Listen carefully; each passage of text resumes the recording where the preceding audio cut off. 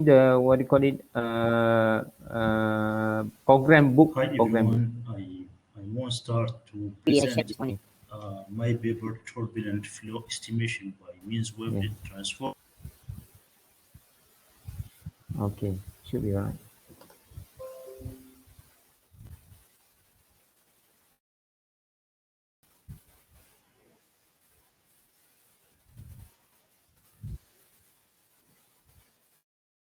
Mm. Yeah.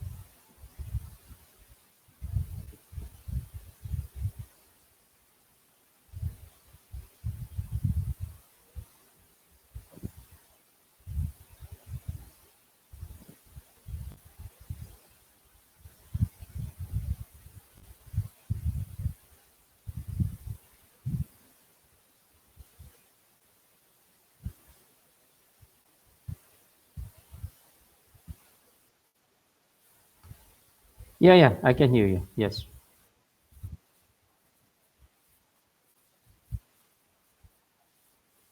Oh, okay. So the percentage is not in. So we are okay to start, huh? All right. So we are inviting Mr. Osman Nano first, is it?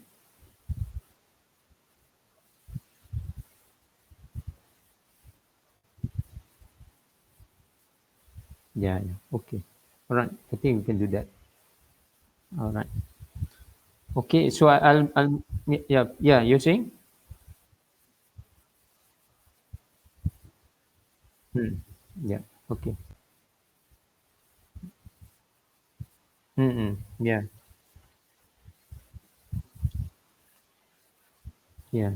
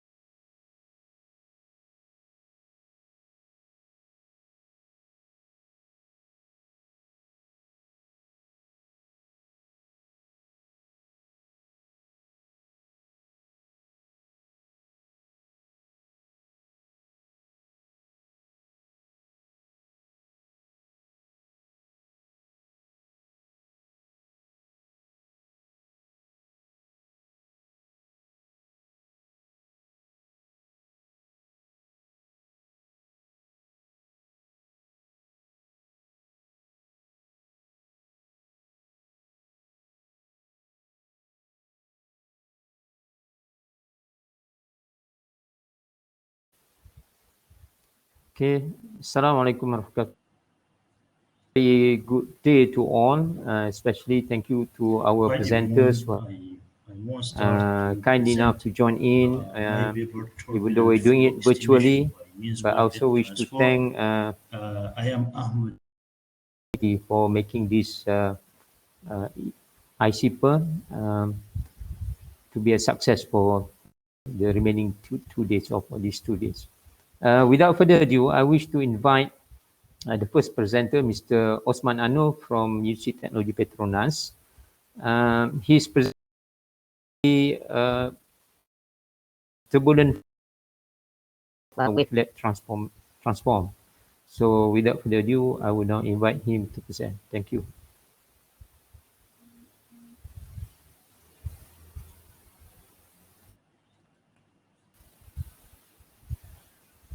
Hi everyone, I want to start to present my paper Turbulent Flow Estimation by Means Wavelet Transform. I am Ahmed Muftah Muntasar Lehu, and let's start with outlines of my presentation is abstract introduction and velocity field estimation, discrete wavelet transform and research scopes, result and discussion, and that's the conclusion. Abstract of our paper is the turbulent flow estimation from AB sequences is a challenge, and the lack of the flow measurement techniques exist is high uncertainty. So in this paper, a new technique based on discrete wavelength transform is proposed in this paper. The wavelength has an advantage to decomposing the flow signals into enormous levels and remove noises of input signals.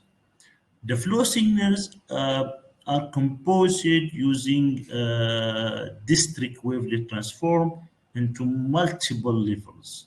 Then the wavelet coefficient was corrected by the first Fourier transform based on algorithm in order to determine the velocity field. The wavelet-based algorithm is named as DWT FFT The DWT FFT was evaluated first using synthetic signal and then applied for turbulent flow estimation.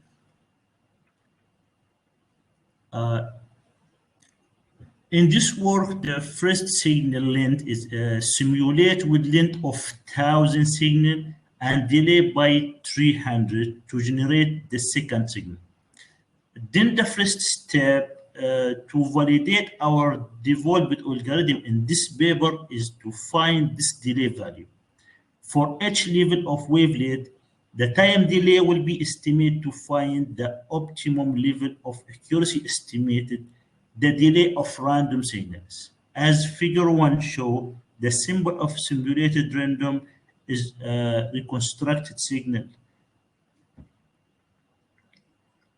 In the velocity field estimation, the symbol here shows a jet flow image which was extracted from the video, and the overall video was converted into image sequences.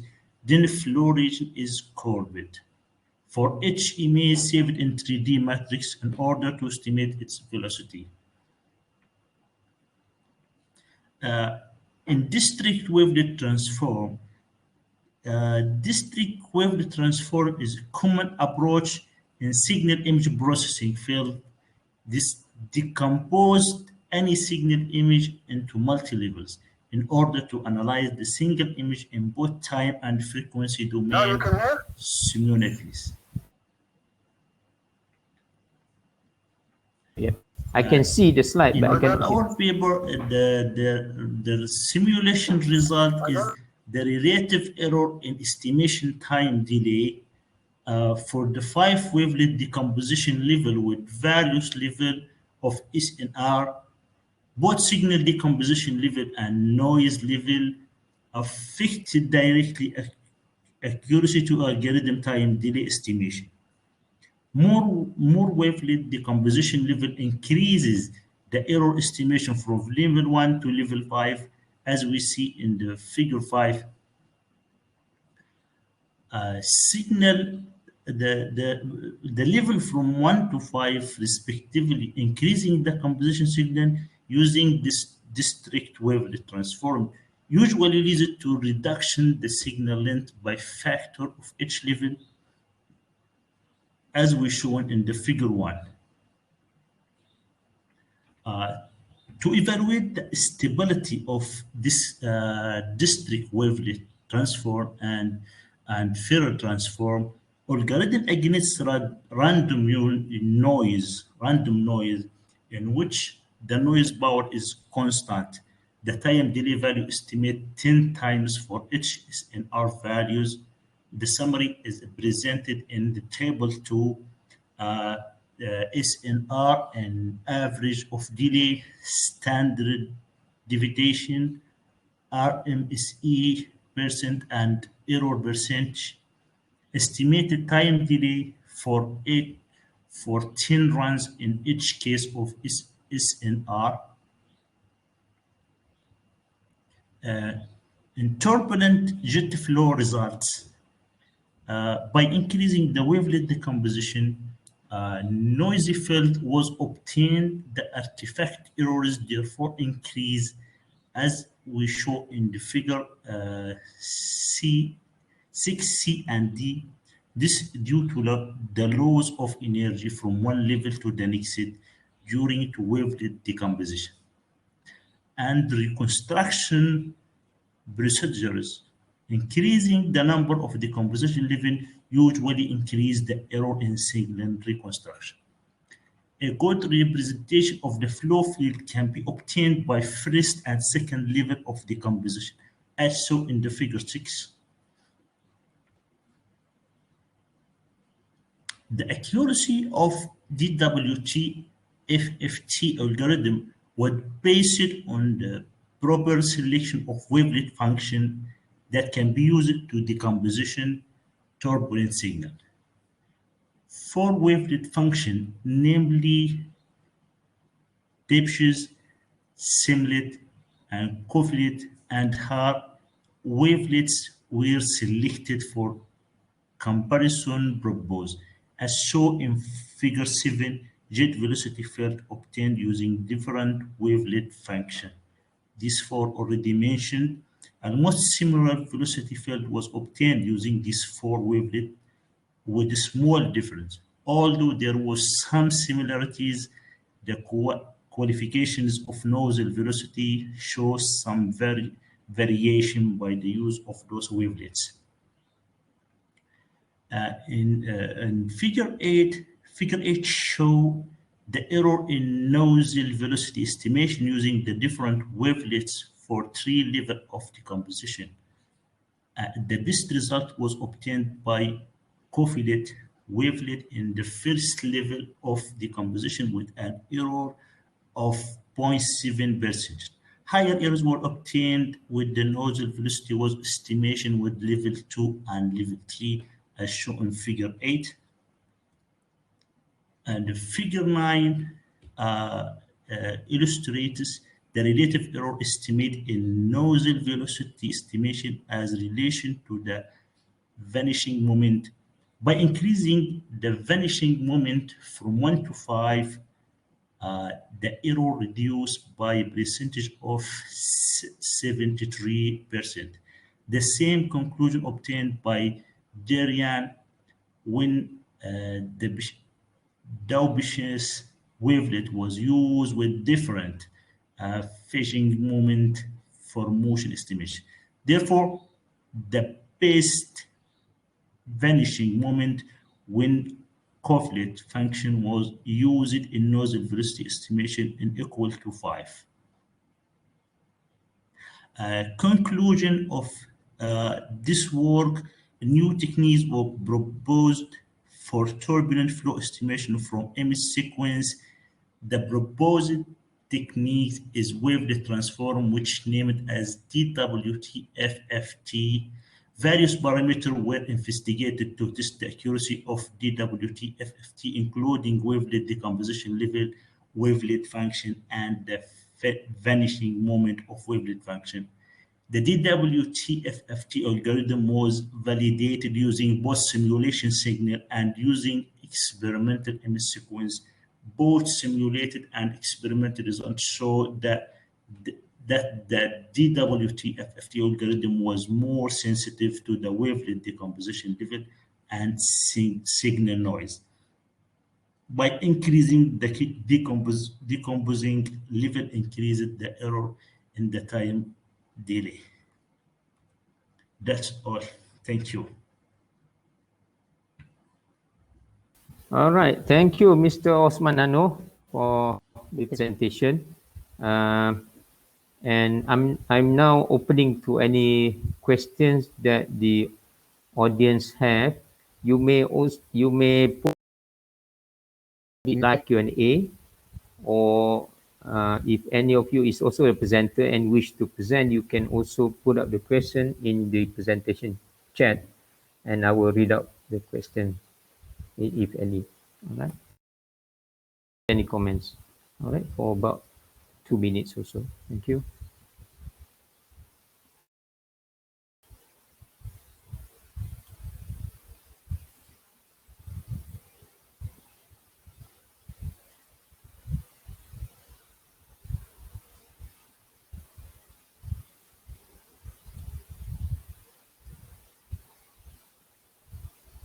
Right. Okay. Since there's no questions, once again, thank you to Mr. Osman Anu. We are now moving to the next presenter, Mr. Taufif Ahmad, also from University of Petronas, and he will present a title that hopefully will be interesting to some of you. It's called The Study of Pseudoductility in Hybrid High-Density Polyethylene Nanocomposite Reinforced with Non-Treated Inorganic Fillers. So without further ado, I will now invite Mr. Taufif. Thank you.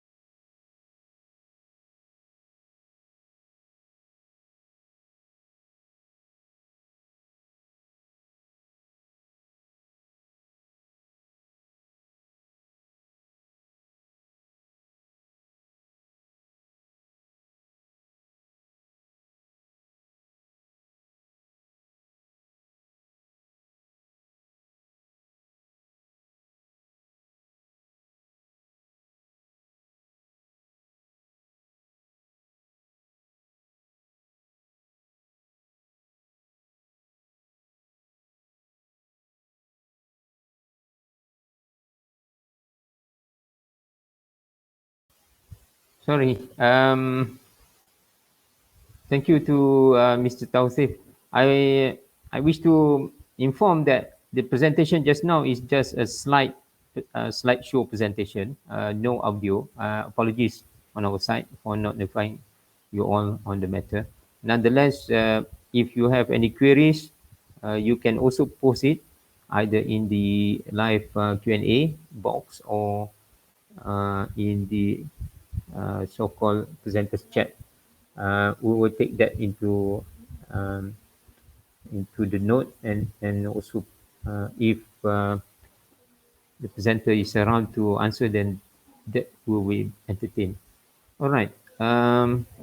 So now with Mr. Taufif Ahmad's slide, which is actually was meant to be a few minutes slide show presentation without audio. So we now move to the next presenter, uh, also from University Technology Petronas, Ms. Nuril Ikmal Shamsul Azhar, and she will be sharing with us her work on thermal performance improvement in flat plate collector solar Hello water everyone, my heater name is Nurek Shamsul and Azhar. I vibration am from University induced Technology acoustic Petronas. field, which is a review. All right.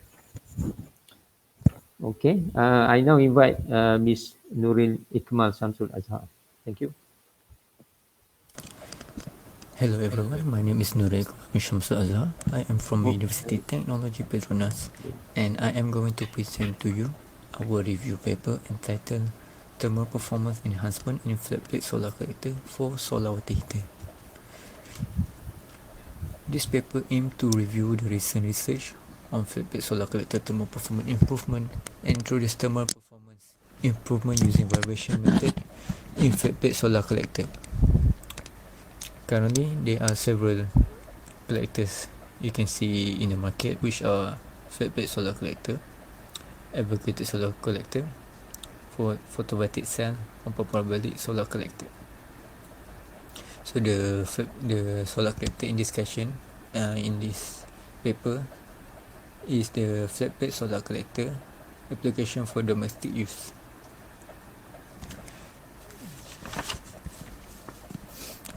So the domestic use we mention here in this paper is an application, a home usage application which is to reach the fluid temperature suitable for home usage around 60 degrees Celsius to use for bathing or cleaning. So the first flat plate solar collector design started by Horace de Sousa. Since that, the flat plate solar collector design has gained a lot of design improvement in order to make the flat plate solar collector as efficient as possible. So currently, the most common you can see in the market is the one shown in figure 1 and mentioned in table 2. So from the top, we have glass cover to cover the internal part, then copper tube as heat exchanger, absorber plate to increase the absorption surface area from the radiation, and then we have thermal insulation. So normally they use polystyrene thermal insulation to reduce the heat loss, and then casing. So normally we can see in the market the aluminium casing. That's the standard design of the flat solar collector.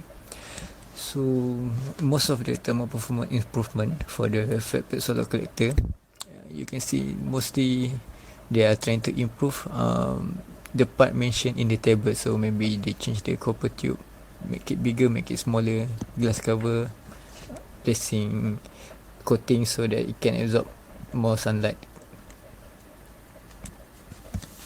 Okay. So previously we review we review a previous review paper from several authors, and we summarize it in table 3. So there are modification of flat plate. First, we have modification of flat plate solar collector design, where they modify the flat plate solar collector standard design, and then we have absorber coating. They apply they apply coating into the absorber plate so that it can absorb more radiation, solar radiation, and then using polymer material to reduce the overall collector cost, and then using nanofluid to increase the heat transfer area, and using mini and micro channel, and then apply phase change material to store the excess energy, and then using heat loss reduction, so basically to reduce the heat loss to the surrounding, and then enhancement device, and lastly turbulators to promote fluid mixing within the fluid. So last year in 2019, we also review almost all of the research on the thermal performance improvement studied for flat-plate solar collector, and we summarize it in this review paper as mentioned in table 4, so that we can compare the thermal efficiency gain. First, we have modification of flat-plate solar collector design. So experiment by Visa et al. We studied a triangle-shaped flat-plate solar collector, and it resulted with 55% efficiency.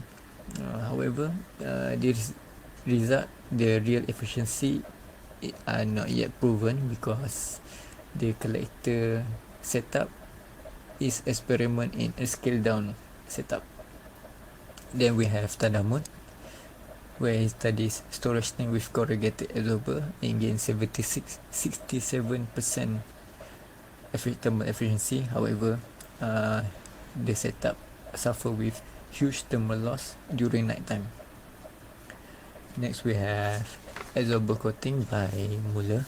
Muller is experimenting 4 different types of absorber coating: PVD, black chrome, thermochromic, solar paint, and he found out that solar paint was the best compared with among those 4.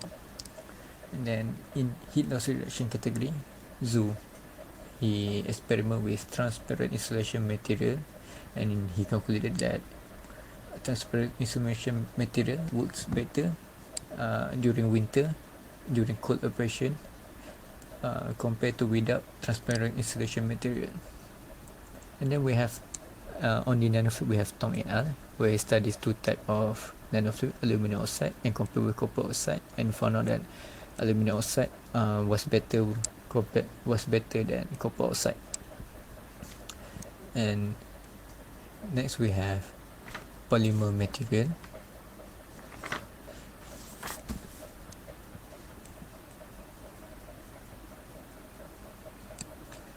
So polymer, for Filipovic, he studied experiment with polymer material as the solar collector material, and which the setup reduced the overall collector cost. However, the setup reduced the collector efficiency by 30%. And then in phase change material, we have Wang et al., where he studied dual phase change material, PCM, and he found out that he concluded that phase change material was better for tackling freezing and stagnation temperature. Next, moving on to enhancement device, we have Balaji et al., Kanimozi et al., Fan et al., and among those 3, Balaji et al. Resulted with the highest efficiency using the rod insert, where he gained 76% efficiency. Next, we have turbulators conducted by Felipe et al. And lastly, we have heat transfer enhancement using vibration. So Salani et al. Used forced vibration on evacuated tube solar collector and gained 78% efficiency. So this research is on evacuated tube solar collector. So even though this paper is on flat-plate solar collector, so why we include this research in this paper? Because we want to compare the thermal efficiency between vibration and other thermal performance improvement research. So for comparison, we include this particular research into this flat-plate solar collector review, and as you can see, the enhancement from vibration achieve the highest efficiency compared to the other thermal performance improvement. So you can see that vibration is viable to apply in flat plate solar collector. So from this we pick into some paper on vibration heat transfer improvement, and we found out that there are several vibration frequency range categorized in a category into 4 category. So first we have infrasound, which is lower than 20 Hz, and then we have sound 20 Hz to 20 kilohertz, and then we have power ultrasound between frequency between 20 kilohertz to 1 megahertz, and the fourth category we have low power ultrasound frequency higher than 1 megahertz. So basically low power ultrasound is for communication. Power ultrasound is microwave, and then sound what we are hearing, and the first one infrasound. So among those frequency range, infrasound turned out to be the infrasound, and lower portion of sound range turned out to be suitable for flat plate solar collector application, because the induced force vibration effect from the infrasound vibration able to alter the flow in the system and improve the overall convective heat transfer coefficient with low vibration energy. That's the key, low vibration energy. So that means the energy efficiency does not reduce a lot, does not increase. The energy usage does not increase a lot.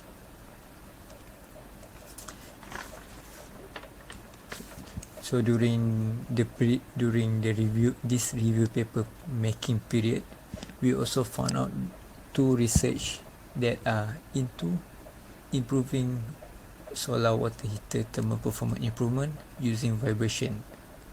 So as you can see in the table, we have CO et al., where they study a force vibration in a no flow setup as shown in figure 2. A no flow setup, a simple setup, and he found what they found that is that the fluid under the influence of vibration was heated up faster. And then we have Sahlani et al., where he conduct an experiment on evacuated tube solar collector. They apply first vibration with vibration frequency between 2 Hz to 10 Hz, and they resulted with 78% efficiency compared to 60% efficiency with non-vibrated. So the setup as shown in figure 3. So they have evacuated tube solar collector and apply vibration using vibrator, and then they get an improved thermal efficiency using this simple setup.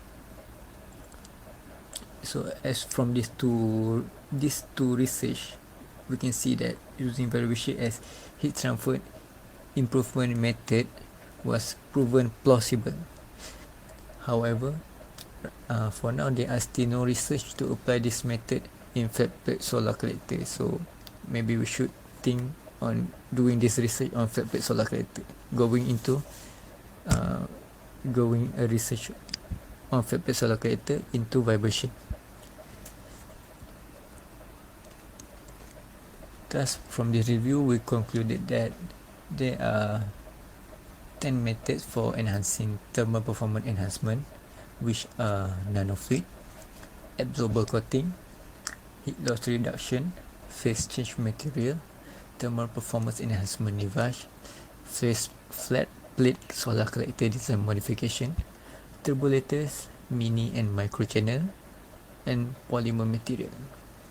And secondly, we know that infrasound range, vibration frequency in infrasound range able to create a pressure amplitude to alter the flow iteration and allow fluid mixing, which increase the turbulence rate within a liquid and improve heat transfer. And lastly, We know that vibration able to improve the heat transfer efficiency up to 78% as shown by Salani et al. However, there are still no such study done on flat plate solar collector. So as a result, we should conduct a research on vibration flat plate solar collector. So with that, that's all from me. Thank you. Right. Thank you very much, uh, Mr. Nuril Ikmal. Apologies for uh, my earlier mentioning of your name. Okay, it was a nice presentation. We have one question, Saudara Nuril. Which I will read it from my side here if you can't see it. Nah. But if you can see it, that's fine. But anyway, for the benefit of the audience, not be able to see. This is coming from Mr. Hirzon. He said, from the review, okay, what type of nano material showed better performance in FPSC application? Okay, and yeah, if you can answer in about a minute or two, please, Mr. Duri.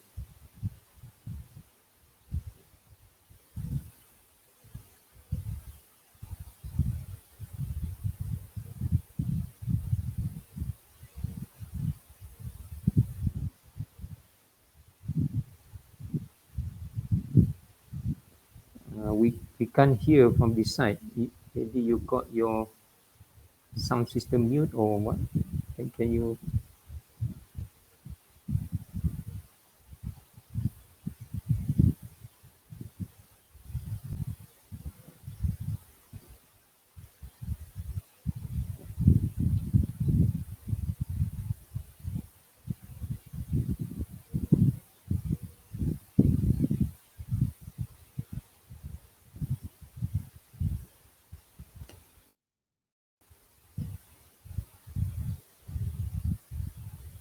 Can the audience hear the answer as well, or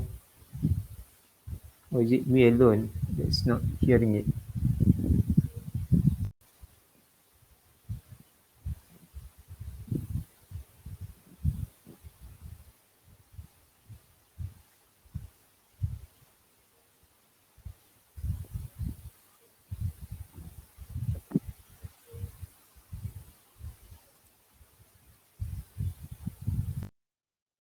Yeah, audience are saying that can't hear the your voice.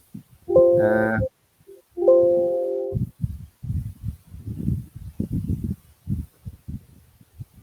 okay. It's okay, Mr. Kuris, the Kurita. Maybe what we can do is that uh, you may want to liaise directly with the person who questioned just now, which is Mr. Muhammad Hirzun. Okay, and if maybe also Mr. Muhammad Hirzun can also communicate directly with the center after this. All right. Thank you once again to Saudara Nuril Ikmal, Samsul Azhar for the presentation, and hopefully insyaAllah there'll be new context in future for you, and also best wishes for your research. Thank you very much. Okay. Assalamualaikum and a very good day. I'm Nur Iza binti Muhammad Okay, we have now the next presenter. Her name is Nur Iza Muhammad Amin Petronas. from Today, Petronas, yes. And she will be speaking on the title Denicodification of 9010 copper nickel tube at vertical thermosiphon reboiler. Something to do with plant design, I believe so. And without further ado, I now invite Ms. Nur Izam Amin. Thank you. Assalamualaikum and a very good day. I'm Nur Iza binti Muhammad Amin from Petronas. Today I'm going to present on denickelfication of 9010 copper nickel tube at vertical thermosiphon reboiler. So this is the content. I'm going to talk about introduction, methodologies used, laboratory results, on-site photograph and damage tube, and also lastly, conclusion. This is the introduction. There were some anomalies in the product wet crude glycol inside the incident process line of the secondary evaporator boiler, where the carbonyl concentration exceeded the permitted limits. The burst tubes at specified spots were discovered during an internal visual inspection using a borescope. A package of moist, blackish deposits was taken from the secondary evaporator boiler for X-ray diffraction or XRD investigation, in addition to the damaged tubes. The secondary evaporator boiler has been in operation for about 17 years.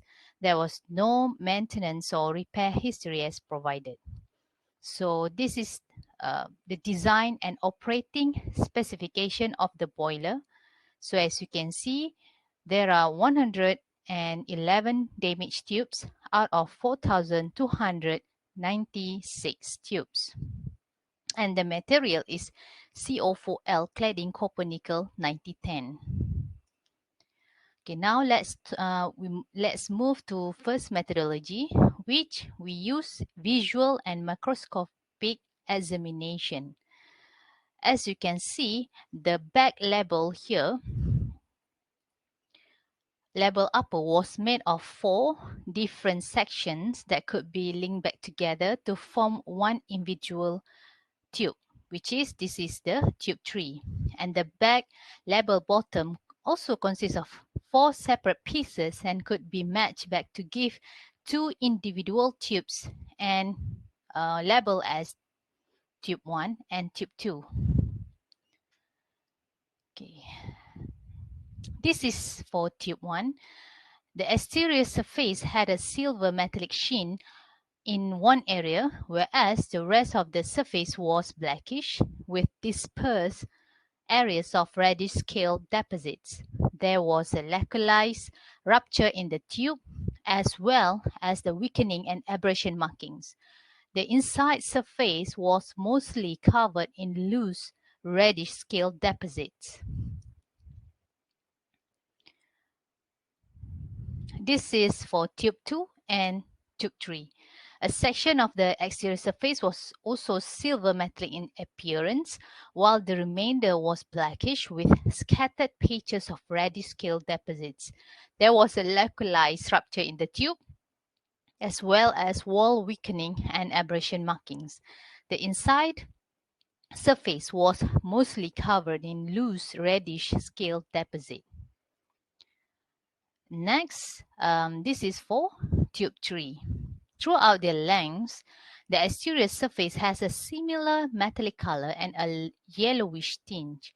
Scratch marks from the extraction process were obvious throughout the tubes and were more severe between the extraction end and the fracture edge, resulting in a steep lowering of the surface profile, indicated in red box.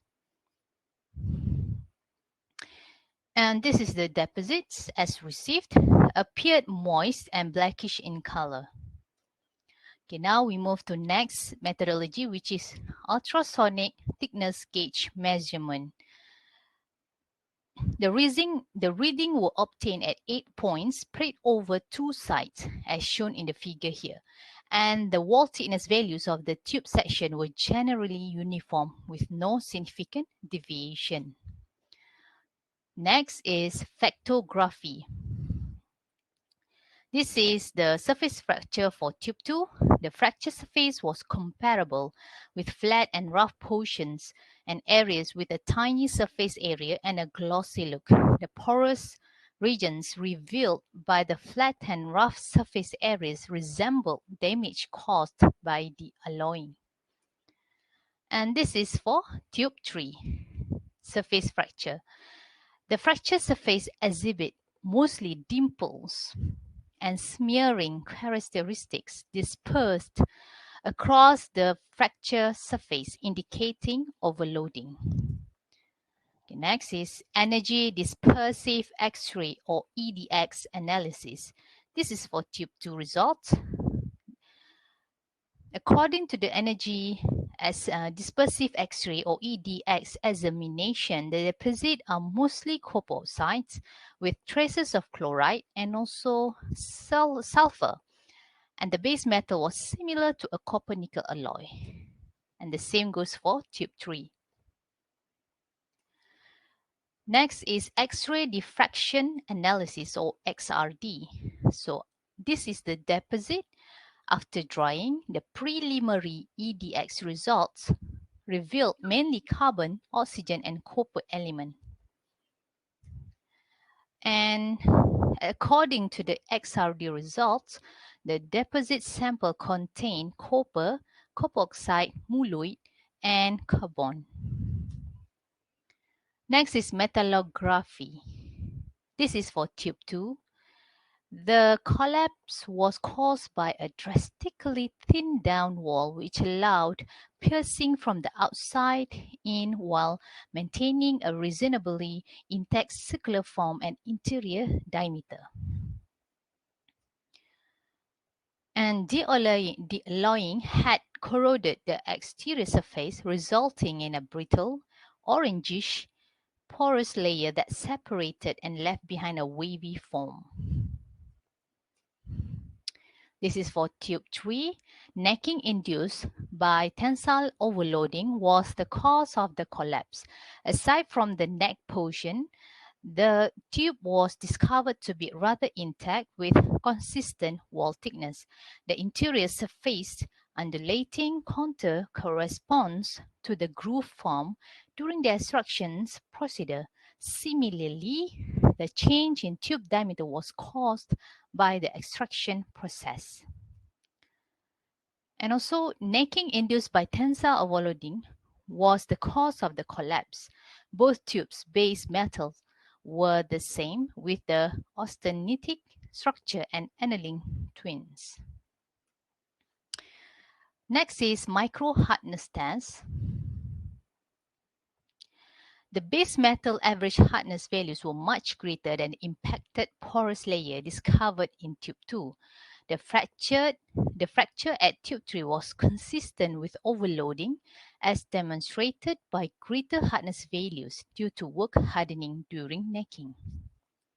So this is the on-site photograph and damage tube using borescope.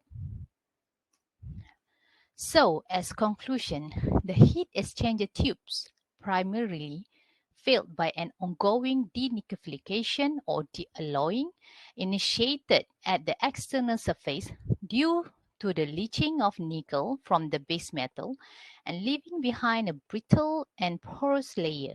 Eventually, the leaching resulted in paper-thin wall thickness leading to leak, perforation, and disintegration.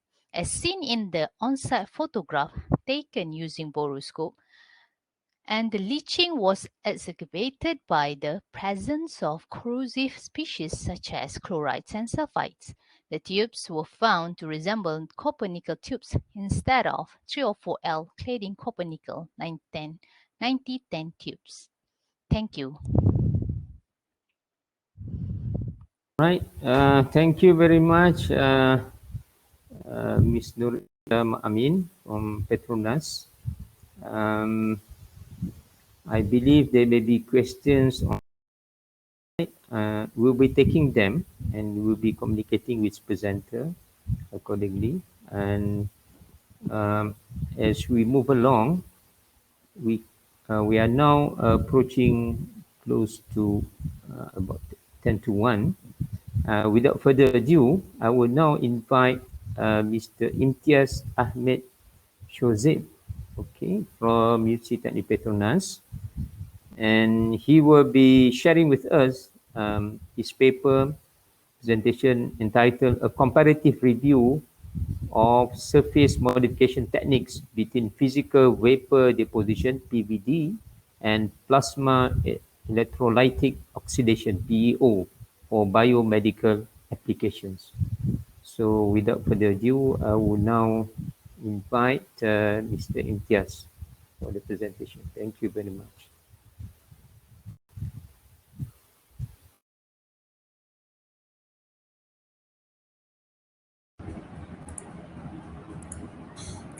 Hello, Assalamu alaikum. I am Imtiaz Ahmed Shajik. My EstCon 2020 Icper paper title is a comparative review of surface modification technique between physical vapor deposition, that is PVD, and plasma electrolytic oxidation (PO) for biomedical applications. So first one is for the introduction part.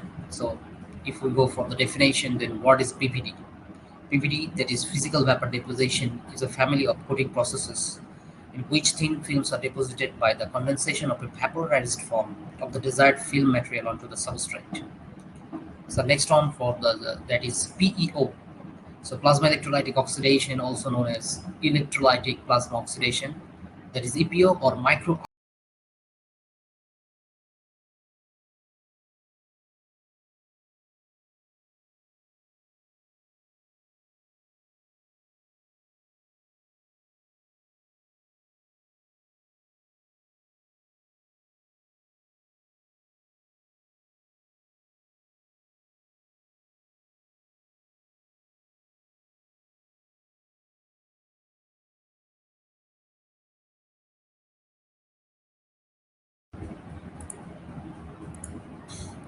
Hello, assalamu alaikum. So if we go for the definition, then what is PVD? PVD, that is physical vapor deposition, is a family of coating processes in which thin films are deposited by the condensation of a vaporized form of the desired film material onto the substrate. So next one for that is PEO. So plasma electrolytic oxidation, also known as electrolytic plasma oxidation, that is EPO or micro arc oxidation (MAO), is an electrochemical surface treatment process for generating oxide coatings on metals. So now the properties for the first one is for the surface morphology, that is PVD coating. So if we look for the surface morphology of this coating, then you can see that there are some cracks and pores and little holes on this substrate, coated substrate. And the inside of the image has the zoom view, and we can see that is very compact. This surface is very compact, and due to its compactness, its micro hardness is higher than PEO coating. For the next one is for the PEO coating. You can see that is irregular shaped, the micro cracks and pinholes on the sticky types substrate. And here is some pancakes, and due to its nature of the surface, PVD provides higher micro hardness than PEO. So the next one, we can prove that the micro hardness of PVD coating is higher. So that it is for the mechanical properties, that is micro hardness of these coatings. That its unit is HV. In first one is the Ti6Al4V alloy, that is 350. If we coat on this alloy through the PVD tin coating, then its micro hardness is far more better, that is 1240 HV. For the next one, PEO is slightly lower than PVD tin coating, then its micro hardness is only 900. Next one for their friction properties. So coefficient of friction is very important factor to measure the wire properties, the wire behavior. We can easily detect and prognosticate the coefficient of the wire properties. So first one is for Ti6Al4V alloy, which has the very large coefficient of friction.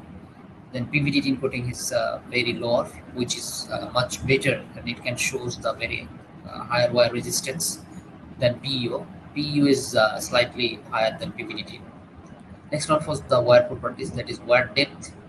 Its unit is micrometer. So wire depth is very low for PEO coating. PVD tin coating is slightly higher than PEO. So in this case, PEO is the winner. So next one for the bacterial attachments. It can be detected by colony forming unit per centimeter square, and it can detect as for density of bacterial colonies. So here we can just given the two bacteria, that is E. coli and S. aureus. E. coli denotes the blue columns, and S. aureus is for the orange columns. So we can easily detect and see that the PEO coated substrate is lower bacterial attachments, that is, it provides higher antibacterial activity than PVD. And the most striking feature is that if we incorporate silver in higher amount, then PEO coating is gives the fantastic results on this antibacterial activity. Next on, it's for we can call the corrosion resistivity. The actually lower value of corrosion current density ICOR gives higher corrosion resistance. Here is enlisted some the corrosion potential and corrosion current density of three metal. First one is Ti6Al4b alloy, then coated PVD tin coated Ti6Al4b and PE coated. So here PE coated shows the better corrosion resistance, that is higher than 2, that is for only for 0.0. Next on from the actually conclusion. So what can be drawn from the conclusion? The comparison between two. First one is PVD. It's actually highly versatile, compact and high durable. It has a low friction coefficient, that means higher wear resistance and higher micro hardness, and increase the antibacterial property by addition of silver. If we add silver on this PVD tin coating, then it can be better for its antibacterial activity. The next one is PO. It's most promising for titanium based materials. Improved corrosion and triple corrosion properties, that is very nice. And lastly is higher antibacterial activity than PPT. Actually, it's very necessary for biomedical applications for its higher antibacterial activity. So happy is the winner, I think so. Thank you very much.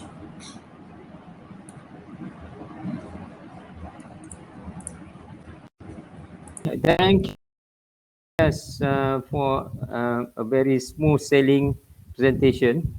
I believe you're around. Maybe we will invite for any questions from the audience or basically among the. If not, I will pose a question just to make things alive here. Right, please do. You may also ask verbally if you wish. Right. If there's, let me check any live Q&A. Okay. At the moment, there's none. But anyway, Imtiaz, if you can hear me, I have a question.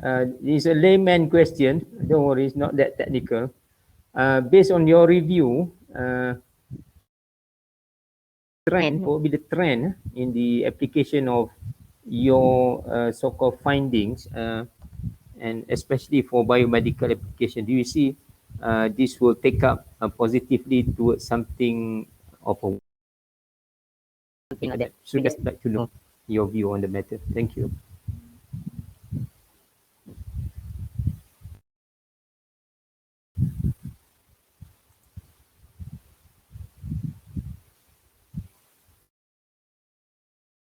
Do you get my questions now, Imtiaz? If not, never mind. We have a private chat just for the response to a layman question just now. All right.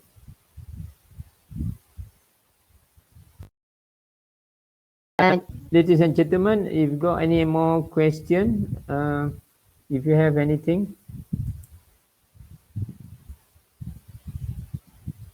All right.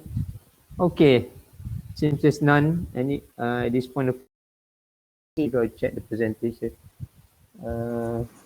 Yeah. Okay. A very good day to everyone. Please. Yeah. Okay. Looks like we're going to move to the next session, and hopefully we'll speed up a few matters accordingly. Okay. Our next presenter and is noted here as Miss known as Diana Badardin, and also in that paper software preparation includes a few more colleagues from Institute of Petronas, Dr. Ainul, I believe Dr. Ainul. And the presentation is entitled Natural Frequency Analysis of Pipe Span with Different Boundary Conditions using Analytical and Finite Element Methods. So without further ado, I will now pass the floor to the presenter. Thank you very much. A very good day to everybody.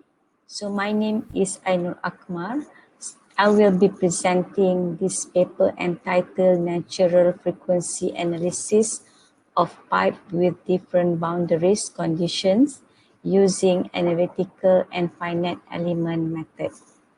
So the presentation will go into the background of study, objectives and scope of study, methodology, result and discussion, and conclusion.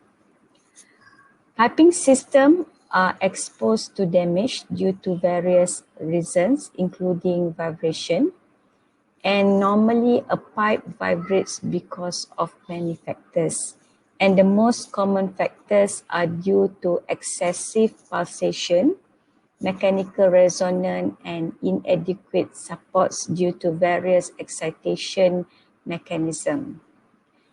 So vibration induced failure in piping system often result from the excitation of a mechanical natural frequency of an individual pipe span. So this can cause failure to equipment, and in certain situations there is possibility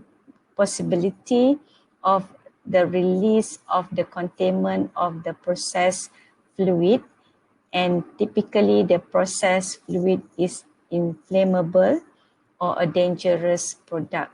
Okay, and therefore to ensure that these piping systems are free from excessive vibration, it is important for us to calculate the mechanical natural frequencies of each individual piping span. So the objective of this study is to investigate the free vibration of a straight pipe that varies in length, width, and without fluid. And also this one, we are going to go to study the effect of length and pipe end condition on the natural frequency of this pipe. The study covers only a straight pipe. It covers the analytical analysis as well as the simulation.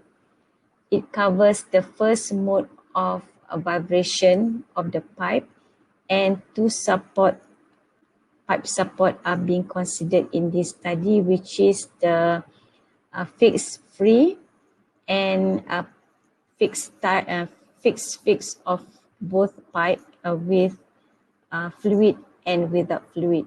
And the tool used in this study is ANSYS Workbench software. So you can see in the figure the two different type of pipe support that we consider in this study.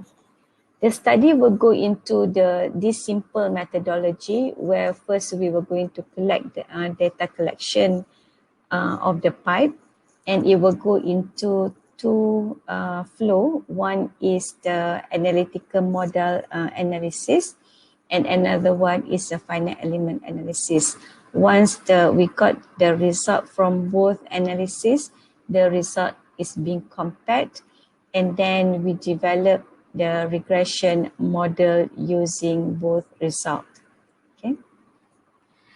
The pipe geometry in this study is being taken by this paper, Liu J and friends in 2014. And the material properties assigned was the same as in the paper, which is a structural steel. Okay, structural steel is being is being selected in the ANSYS material library. The analysis starts with a 2 meter pipe length. So you can see here in this figure, 2 meter pipe length, and it is being added gradually up until 8 meter. Okay. And in this study, the pipe with fluid, we consider the fluid is a static fluid. So you can see in this table, the properties and dimension that we use for the ANSYS for the FEA model, right? From the analysis being done for the fixed free pipe, both with and without fluid, it is found that the analytical and numerical result from the straight pipe are having a good agreement, and the maximum difference between them is less than 5%. So what we mean is that these differences, you can see that the differences here is less than 5%. And the trend is that as the pipe decrease, as the length of the pipe span decrease, we can see that the difference is also increased. Okay, so the same trend has been seen in the fixed pipe condition, where we can see that the differences decrease with the increase of the pipe length. So similar to the previous slide. Okay. And from the analysis, it is found that the analytical and numerical result for the straight pipe also is in a good agreement. Okay, starting to have a good agreement for pipe length 3.5 meter and above. So you can see here the what it means is that the error is decreasing when the pipe length is actually getting increased. Okay, so we go to the next slide. So the result from what we got in the two previous slides, we do the regression analysis here, and then we fit into the model, in other words, using the MS Excel, and we obtain this following equation, right? And then from here, we analyze the R squared value, which is the coefficient of determination.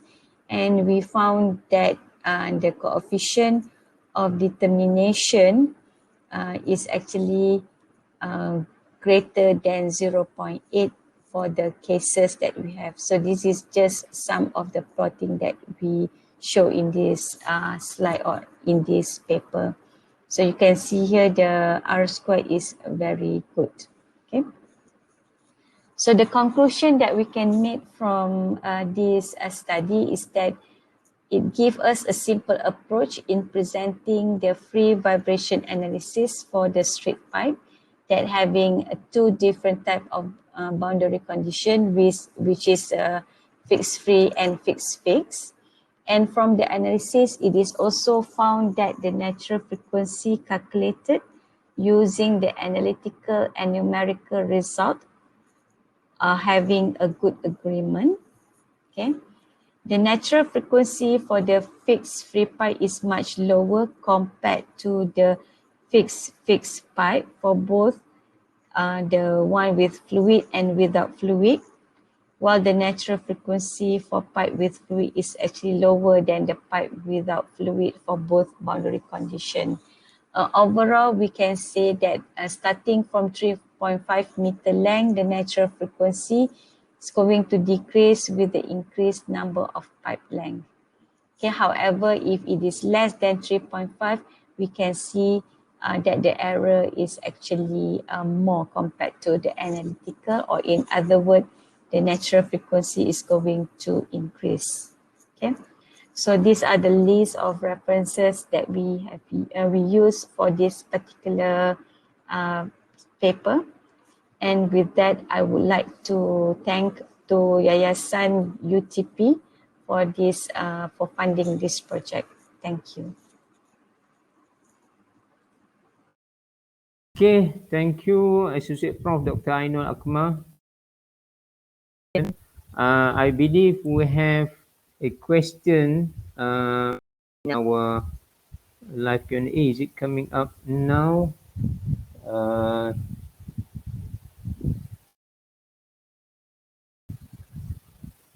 Is there a question from the audience at this point of time? I was made to understand there's a question. But nonetheless, while waiting for that question, I hope Dr. Ainul can hear me.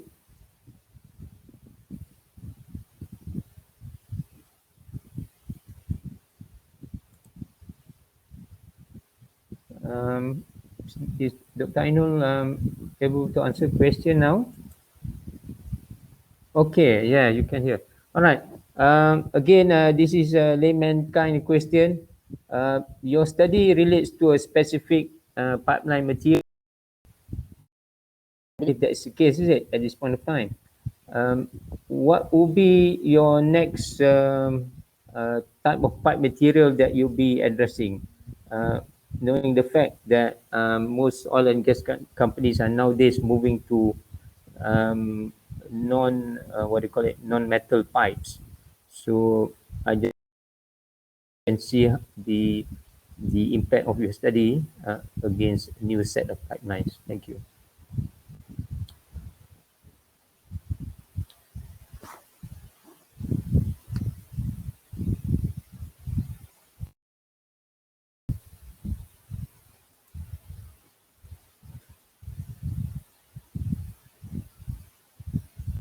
Maybe Dr. Ainul can respond, or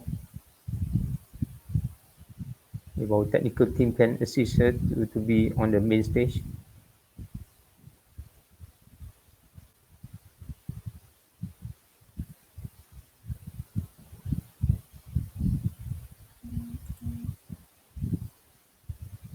Dr. Ainul, we can't hear you at this point of time. Yeah, I think we need to bring in stage so that everybody can hear. Can the host or co-host help to put her on the main stage?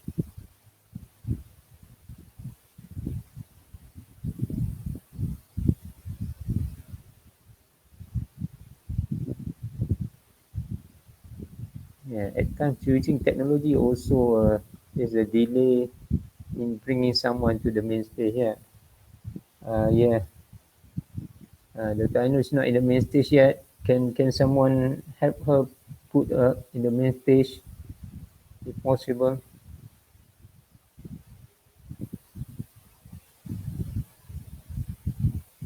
Okay, accordingly, Dr. Ainul, you are in the main on the.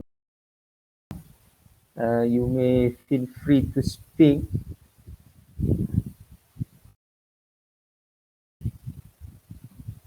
Okay, we still have some technical hiccup here. Yeah.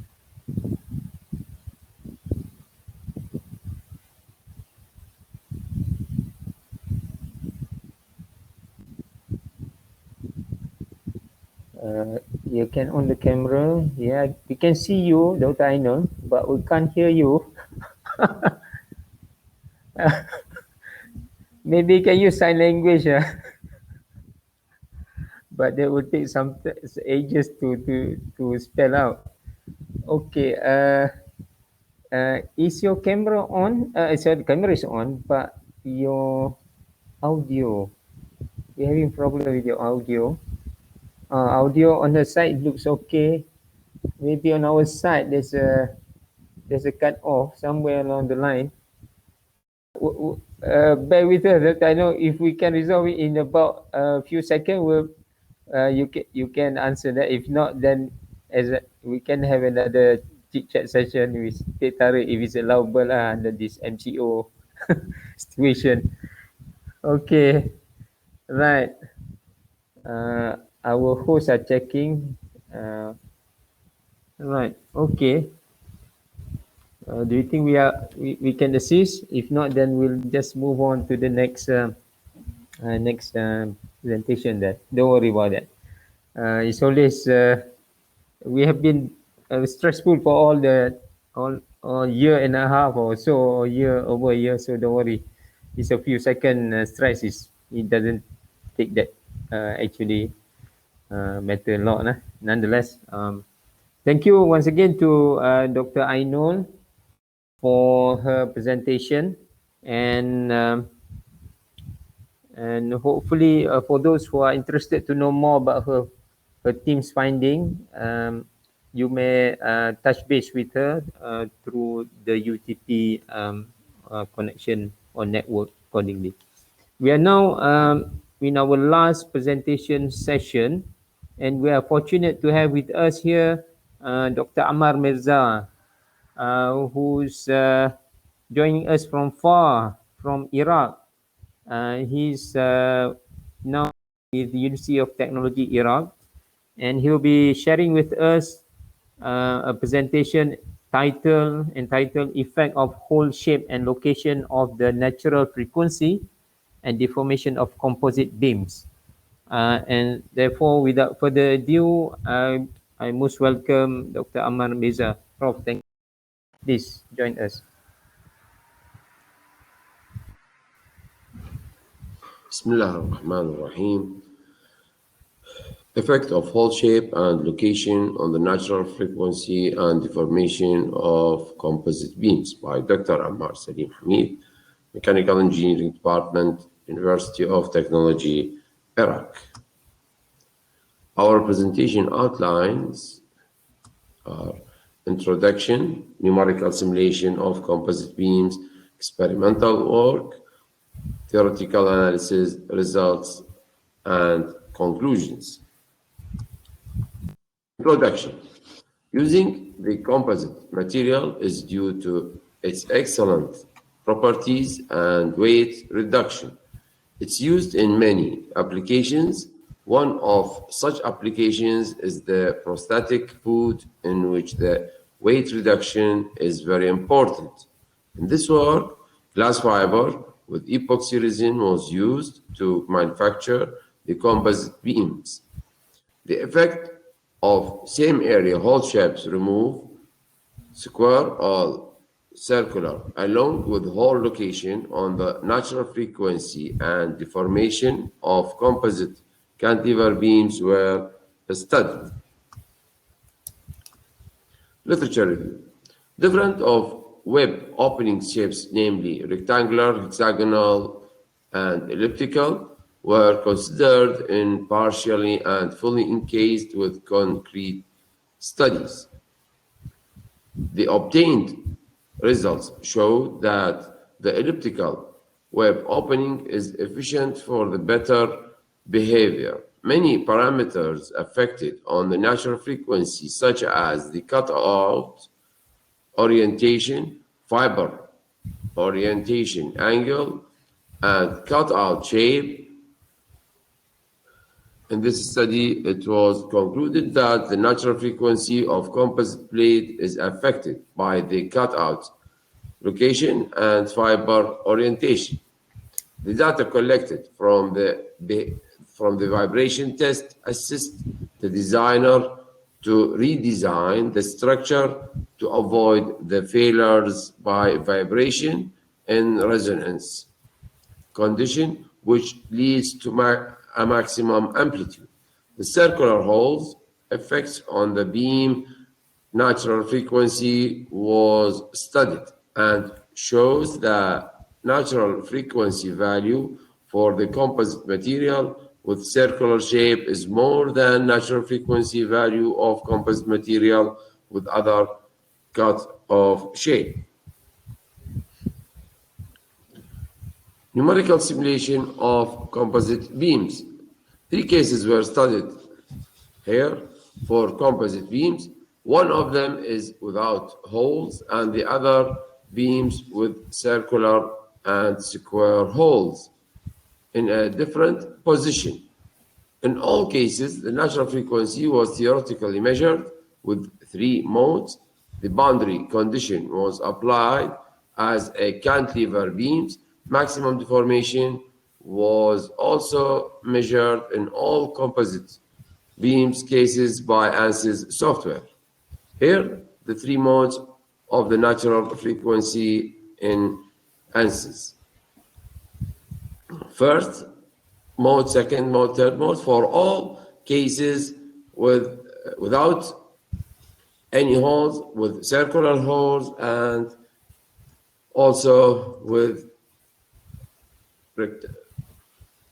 square holes for many different positions.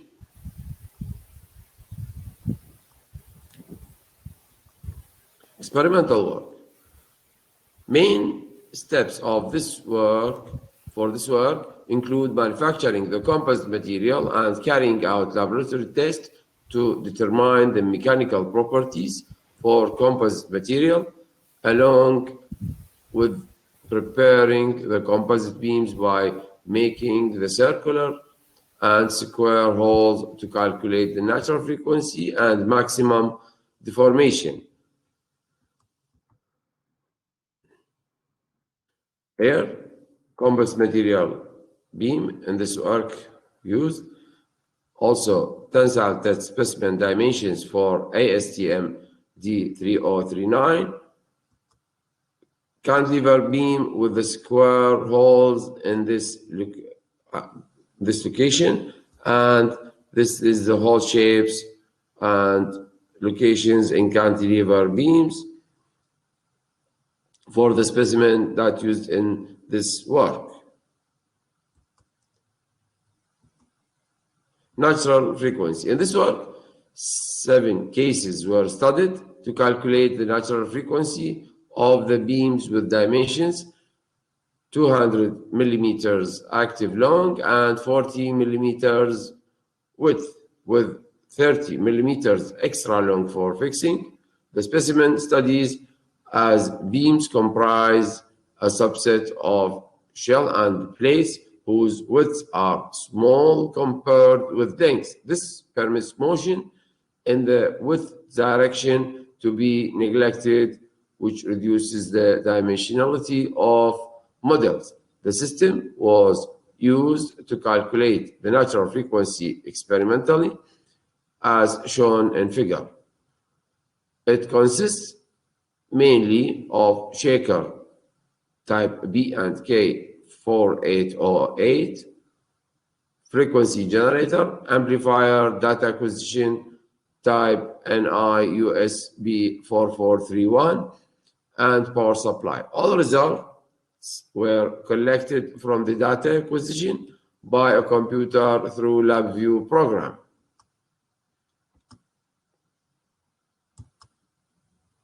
This is the device used in this experiment.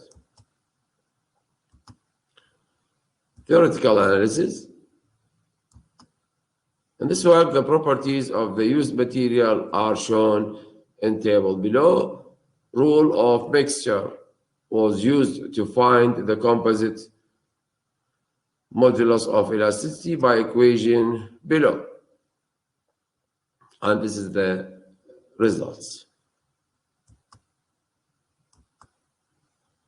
Results and discussion. The results cover of the first 3 natural frequencies for each specimen were calculated experimentally and theoretically. In addition, the maximum deformation of each specimen was calculated theoretically.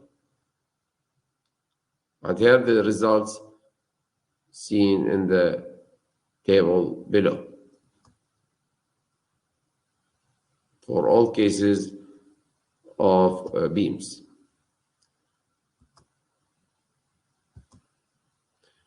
Experimental and ANSYS result, natural frequency for circle and square hole in different location. This is for first mode. It seems it's the same for the square and circle hole.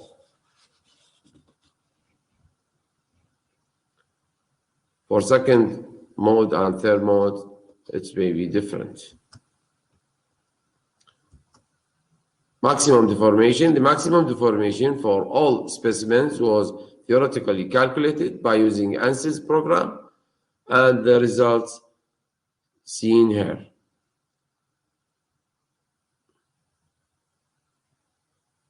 It seems that the effect of the circular hole was more than the square holes for the same area of cuts. Conclusions. The fundamental natural frequency decreases as the location distance from the fixed end increases. Second, the effect of circular hole on the deflection of composite beam is more than the effect of square holes for first mode. The maximum deformation due to vibration seems to be at the hole of 0.5 L in the first mode, while at third mode be slightly reduced between 0.5 to 0.75 L. At the second mode, the maximum deformation is affected by the hole shape. Thank you for your listening. Thank you, Prof. Amar, for the nice sharing. How are you in your hometown now? I hope you can hear us.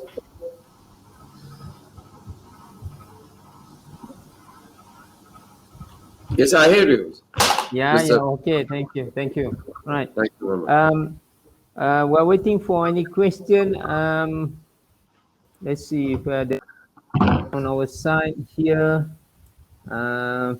Okay, there's none at this moment, but maybe I can pose a query. It's not really a question, but just out of curiosity.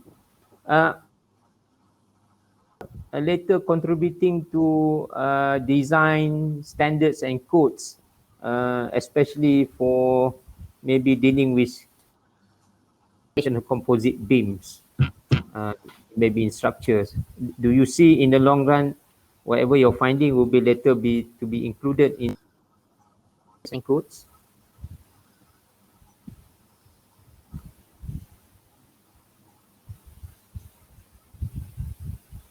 Prof, are you with me?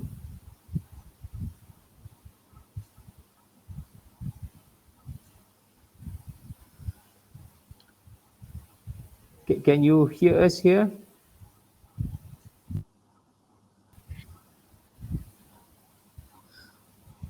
Dr. Amar, are you listening, or are you with us now?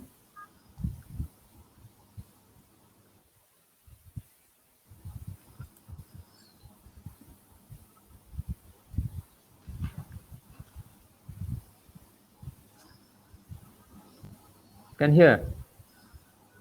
Yeah, we have some. Can't hear. We have audio issue here. The presenter before, but we can. Yeah, please. Yeah. Uh, yeah, Dr. Amar, you respond. Can you hear us? No, you can't. I think Dr. Ali, we can hear a bit just now.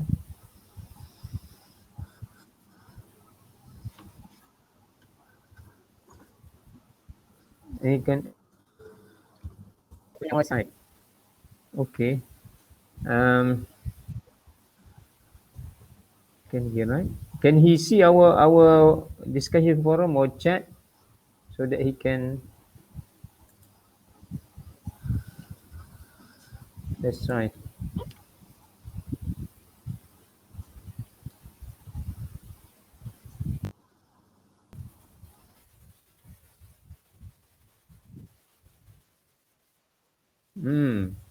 We are on both sides of the the planet, can't hear each other. Okay.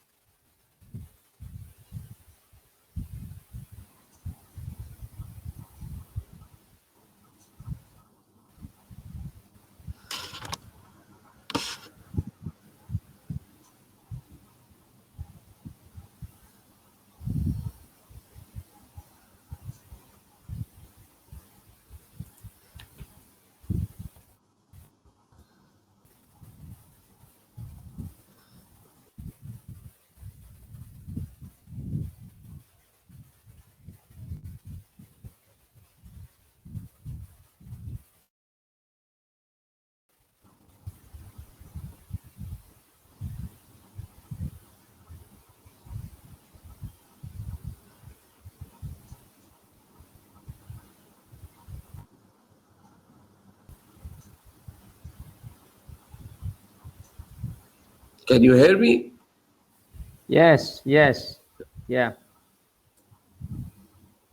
yes. Okay, okay, okay. Okay. I didn't hear anything, Yeah. but I read the question. Okay. Will your work be included in the design standards? Yeah, of course. Hmm. We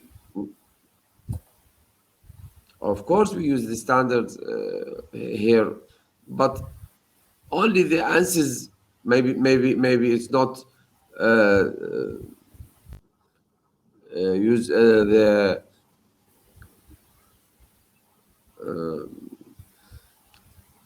يعني okay, you heard me? Yeah, yeah, yes.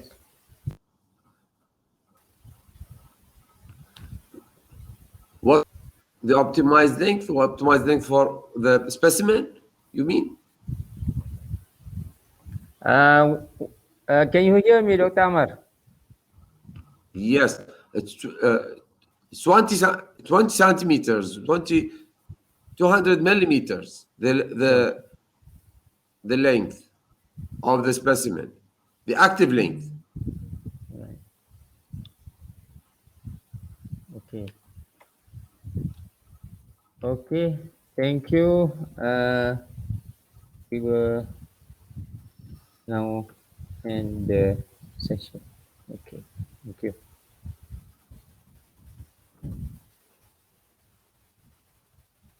All right.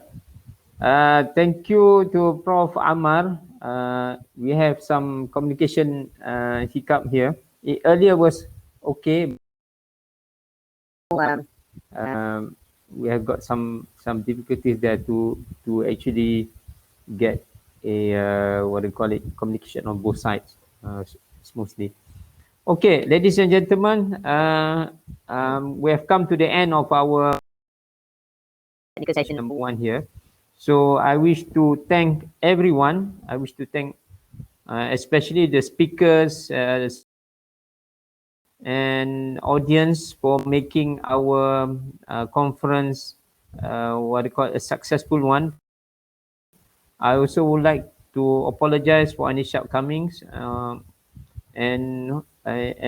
all of us are adapt to all these advanced and advancement in technology, especially in dealing with virtual world. My last note, it will be appreciation to the my uh, host, Dr. Ali, and co-host, and also the technical team for making our session smooth sailing. Though we know and we there are here and there. Nonetheless, I bid you all the best in your coming future work, and hopefully we'll our network again. Thank you very much. Assalamualaikum warahmatullahi wabarakatuh, and a very good afternoon to all. Thank you. Thank you.